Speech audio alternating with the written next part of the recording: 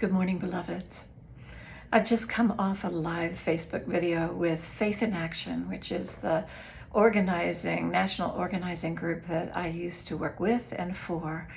And that is a kind of homecoming for me in terms of faith-filled guidance for the path towards love and healing.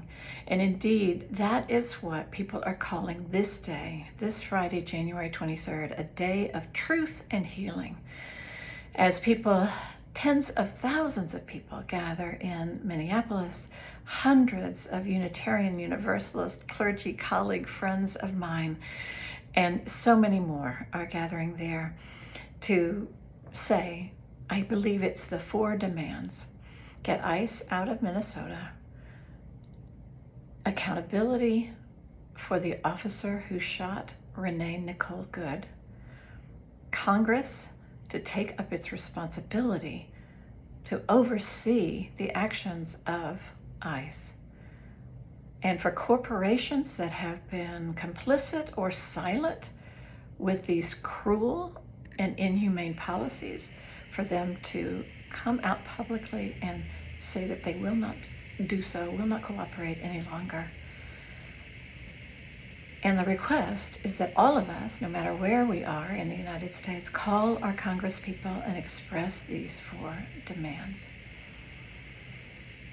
Beloveds, there are local actions happening all over the country as well. I know that tomorrow, if the roads are safe, if we watch for ice storms and we watch for what the weather people are recommending in terms of our driving or not, there is a beautiful nonviolent peaceful protest in Tucker, Georgia at let me go find it exactly so I can tell you the accurate stuff, at the North Lake Festival Shopping Center at 4973 Vista Road in Tucker, Georgia, from 2 to 4 p.m. It's a march and demonstration organized by the Pocketbook Brigade, and it is a chance to bring our signs and our love, the warmth of our love, to melt ice. I love some of these signs that I've been seeing in public demonstrations so far.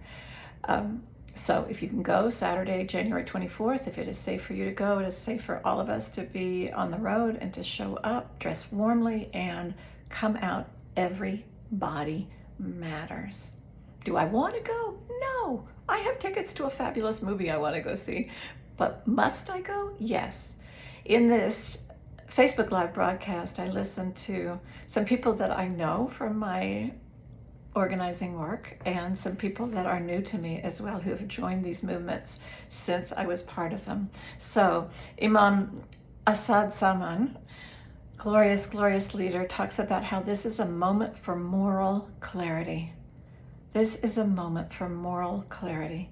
And then Reverend Jinzu Ninajan from the Soto Zen Buddhist, she's a priest with them, talks about the need for collective nonviolent action. And Pastor Sergio Rezuca, I can't read my own handwriting, my apologies, prayed for us all in Spanish. Each of these people in the Twin Cities area, personal witnesses to the abductions of children, to the violent behavior of ICE, the spraying with chemical agents right in the face of somebody who's already pinned to the ground. I'm sorry to say again what you may be seeing on the news, this traumatizing news. And it's a day for truth and healing.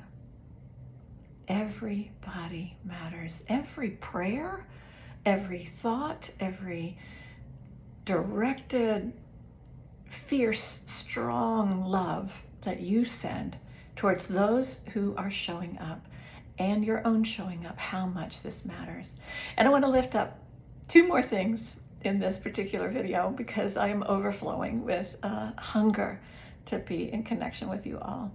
One is this beautiful piece of resilience and hope. I saw a picture from my beloved friend and colleague in Minneapolis, the Reverend Ashley Horan. I saw a picture of the coats and warm pieces of clothing that had been donated for everybody who's come into town. There are so many of the folks who've traveled there who don't have the clothing to withstand minus 14, minus 30, minus 54 degrees. I think I saw someplace was one of the predictions in terms of how it feels out there. And it was just a mountain of puffer coats and all sorts of warm gloves and everything else. Dear ones, we can pull together to warm each other up, to melt the ice out of our hearts and out of our towns and communities, to protect our kin if we are not already in the direct line of fire. And so then I also wanted to take the time to share this beautiful poem by another colleague. This is by the Reverend Kate Lohr, a wonderful UU minister who shares my same birthday, different years, of course, but it is called Bearing Witness, Bearing Cold.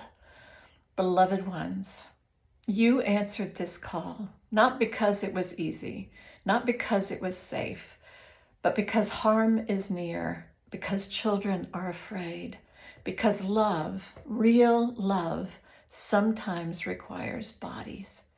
We see you and bless you. We name your courage, quiet courage, layered courage, the courage that shows up when moral presence is needed. We name your devotion to justice, to mercy, to love made visible in public. Breathe. Let your breath stay strong. Let your shared purpose warm what wool cannot. And when fear rises, as it will, remember this: you are not alone. You stand with others who know how to endure, who have walked through cold and conflict and kept holding the line of compassion. May your presence slow harm. May your loving witness soften hearts. And may those who wield force feel the weight of your compassion and pause. Go gently but fiercely, dear friends. Stay close. Watch over one another. And know that your being there matters more than you know. Beloveds in Minnesota and beyond, your presence, your fierce witness, those of you who have been withstanding and rising up resilient and strong in the face of this country's greatest sin, we are with you, grateful, inspired. We will act and be with you. I love you all. I'll see you soon.